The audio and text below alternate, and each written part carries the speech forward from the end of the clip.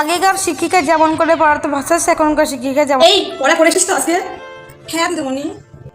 দিদিমণি, কালকে তুমি আমার পায়ে মেরেছিলে না, আমার না পায়ে খুব ব্যথা করছিল, সারা রাত আমি ঘুমোতে পারিনি, এখনো পায়ে ব্যথা, দেখো এখনো পাটা ফুলে আছে।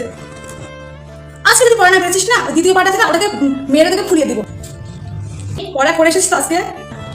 যা করেছিলাম সব তো ভয় দিয়েই ভুলে গেলাম, এবার কি বলবো? কি তুই আমার কথা শুনে পুরো পড়াগুলোই ভুলে গেলি? বাবা বাবা বাবা, কি বাহানা তাই না বল?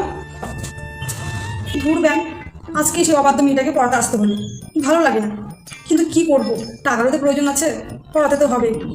দেখি আবার কি বায়না করে আবার। ও ম্যাডাম, তুমি আবার আমাকে পড়াতে এসেছো? তোমাকে আমি কতবার বলেছি না আমি তোমার কাছে পড়বো না, তার সত্ত্বেও তুমি আমাদের বাড়িতে আমাকে পড়াতে এসেছো। কিন্তু মনে হয় পড়াশোনা না করলে তুমি শিক্ষা পাবে কি করে বলো? তোমাকে তো বড় হতে হবে, তাই নয়? ঠিক আছে পড়তে পারি, আমাকে কিন্তু গেম খেলার জন্য ফোন দিতে হবে, তাহলেই আমি পড়তে বসবো, না হলে আমি পড়তে বসবো না। ওরকম বাহানা করতে হয় না, ঠিক আছে না, একটু খেলে দিয়ে দিবে কিন্তু, ঠিক আছে? আবার কিন্তু পড়তে হবে, নাহলে তোর মা দেখলে কিন্তু আমাকে বকা দিবে। দাও। হ্যাঁ ম্যাডাম, আমি কিন্তু শুধু বাংলায় পড়বো, আর কোনো বই কিন্তু আজকে পড়বো না।